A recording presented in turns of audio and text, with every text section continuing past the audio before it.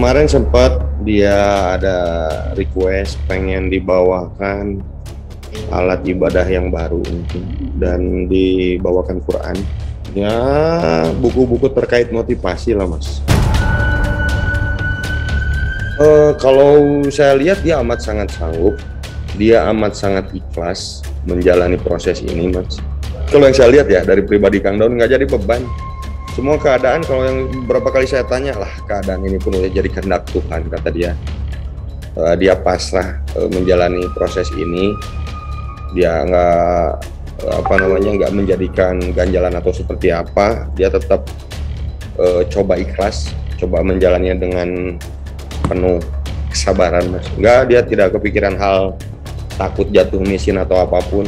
Cuman terakhir berbicara pada saya terkait segala apapun keadaannya, mungkin itu sudah menjadi kehendak yang di atas. Dia lebih ikhlas kalau saya lihat. Ya, dia lebih memperbanyak baca Quran, mungkin baca buku dan beribadah kalau yang saya lihat ya di sana. Dia nggak merasa ada pressure. Dia amat sangat baik dan bagus makannya. Nggak lahap lah, dia tetap makan amat sangat bagus. Komunikasi tetap alhamdulillah berjalan baik, Mas. Mungkin dalam waktu dekat juga dari pihak keluarga akan melakukan kunjungan dan nengok, memberikan support, semangat kepada Kang Doni ya. Alhamdulillah hak-hak dari tersangka diberikan oleh pihak Barreskrim. Mungkin terkait kunjungan, alhamdulillah mungkin cuman dalam waktu dekat ini baru keluarga akan melakukan kunjungan ke sana. Mungkin dalam waktu dekat ya, mungkin Senin insya Allah keluarganya akan menjenguk.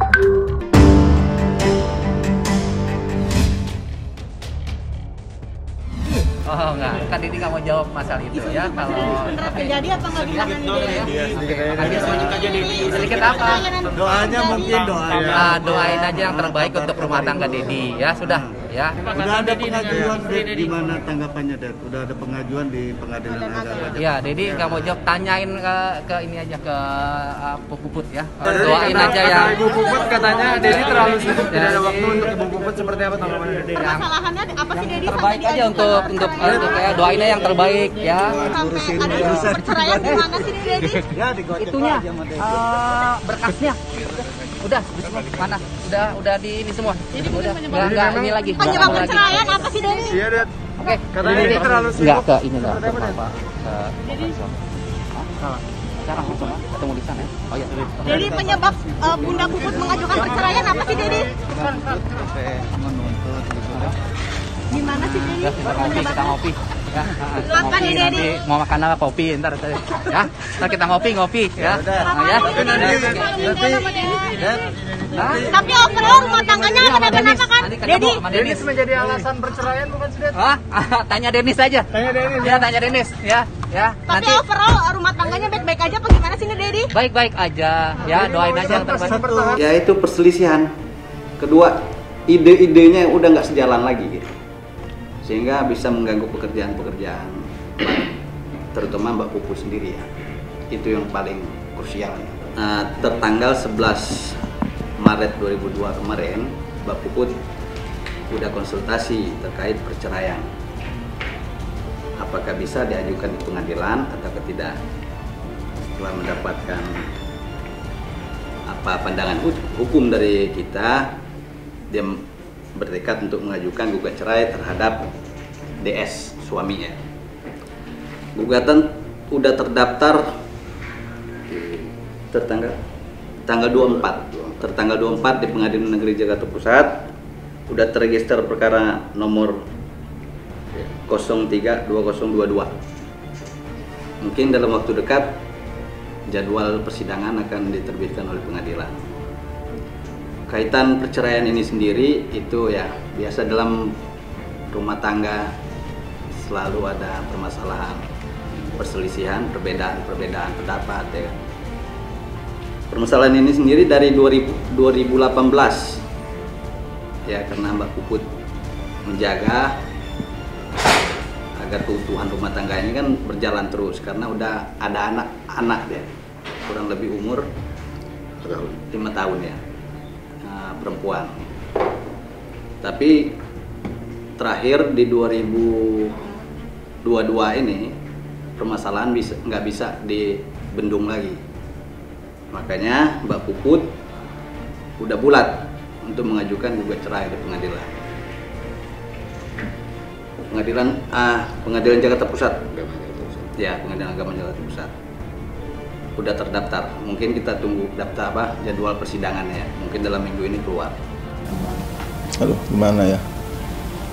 Kita menyayangkan banget sih sebetulnya. Tapi mau gimana lagi ya? Mungkin itu udah jalannya kali ya. Makanya doain aja lah, mudah-mudahan mereka bisa berdamai nanti di pengadilan. Insya Allah. Mohon doanya lah teman-teman ya. Gue juga pastinya sih belum tahu sih ya. Karena kan yang mendalilkan itu kan pihak Mbak Puput ya. Jadi kita belum terlalu tahu persis apa sih permasalahan yang membuat sampai kemudian ada keputusan seperti itu oleh Mbak Puput.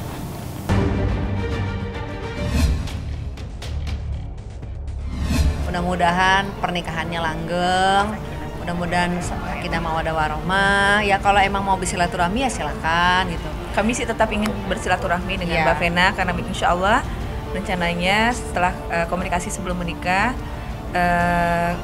kami akan ada pertemuan bersilaturahmi ya, karena kita berawal baik, berteman baik, tentunya dengan segala sesuatunya harus dengan baik. Ya, cuma kan memang berita-berita yang harus kami luruskan memang tanggung jawab kami juga harus diluruskan. Soalnya berkali-kali saya bilang kami ini Madinah di bidang jasa, jadi harus ada yang diluruskan apabila memang harus diluruskan gitu. Jadi kalau kita juga nggak mau panjang ya, kita nggak ada maksud untuk mau manjang-manjangin. Cuma ini ya apalagi rosio nggak ada lah gitu ya, nggak ada sama sekali. Cuma kami nggak terima kalau memang benar-benar adanya, kalau tidak kami harus luruskan gitu. Itu aja sih. Kalau kenapa jadi panjang ya, mungkin karena bahasanya Mas Ferry kemarin itu terlalu mengada-ngada, jadi kami luruskan, itu penting harus kami luruskan gitu. Jadi saya pengen berkata yang jujur aja lah gitu, jangan mengada-ngada suatu berita gitu, akhirnya jadi akan panjang gitu, karena kami menerimanya seperti itu, makanya kami harus menjelaskan gitu. Jadi kami nggak bisa diam juga kalau dibilangnya kemarin-kemarin yang pemberitaan yang nggak ada kontrak, yang nggak tahu apa-apa masalah endorse, itu kan buat kami sangat sangat nyakitin gitu loh, dan itu harus perlu diluruskan. Jadi saya nggak mau dibilang mengada-mengada, makanya kalau kita nggak mau panjang-panjang, tolong ngomong apa adanya aja, tolong bicara apa adanya, nggak usah seperti kayak menyudutkan kami gitu. Itu buat saya tamparan banget ya, terus terang banget saya sangat kaget. Oh ya, buat kami itu sangat kecewa banget, karena sebenarnya kami sudah sepakat dengan apa yang sudah dibicarakan bahwa tidak akan ada acara apa-apa lagi di Jakarta, tidak akan ada acara apa-apa lagi setelah dari Bali, dan saya juga tidak menggunakan IO, nggak ada IO, semua nanganin sendiri. Nah itu kan saya pegang ucapannya Ferry seperti itu, tapi akhirnya kan berubah pikiran mungkin. Itu sih nggak masalah buat saya sama sekali nggak masalah dia mau bikin di acara di Jakarta, mau apa, itu haknya dia ya. Cuma kan masalahnya kan dia membawa nama Allah demi Rasulullah gitu. Jadi kok berani ya gitu loh, bersumpah atas nama Allah. Jadi dengan berdasarkan pegangan ucapan itulah makanya kami menyampaikan bahwa acara tidak ada sama sekali di Jakarta karena pandemi gitu. Itu atas pembicaraan kami bertiga ya, pertemuan bertiga dengan Ferry. Makanya kami kaget juga ya dengar tiba-tiba dia mau bikin acara di Jakarta tanpa kami. Itu terus terang kita agak kita serahkan sama Allah aja. Kita serahkan sama Allah lah ya, yang terbaik. Berarti konsep kita bagus ya. Terpakai aja konsepnya terpakai. Iya, nggak apa-apa. Kita ikhlas. Ada izin sih ya waktu itu Ferry waktu pas bilang aku mau ngerjain sendiri di Bali gitu. Ya nggak apa-apa silakan, tapi nggak apa-apa ya aku masih pakai baju-bajunya gitu, boleh ya Elma gitu kan, izin sih Ferry sama kita mau pakai Untuk yang di Bali. untuk yang di Bali ya, mau pakai bajunya Yohanes sama Jas gitu ya, ngomong sih dia sama kita, terus kita kasih izin gitu ya, walaupun diterusin sama IO yang lain nggak masalah kita gitu, cuma kita kan megang janji aja waktu itu gitu, beneran deh kami nggak ada Karena tanggung jawab perasaan, Elma Tiana menyampaikan kepada masyarakat bahwa acara tidak dilaksanakan, 4 rangkaian acara di depan itu nggak dilaksanakan karena kondisi pandemi gitu.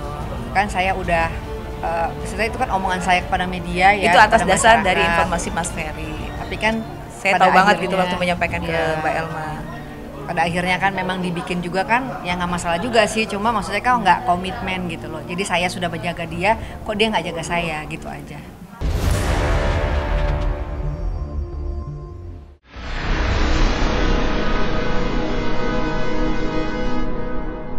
Jadi jangan lupa untuk subscribe Cumi Cumi. Ditekan ya tombol lonceng merahnya.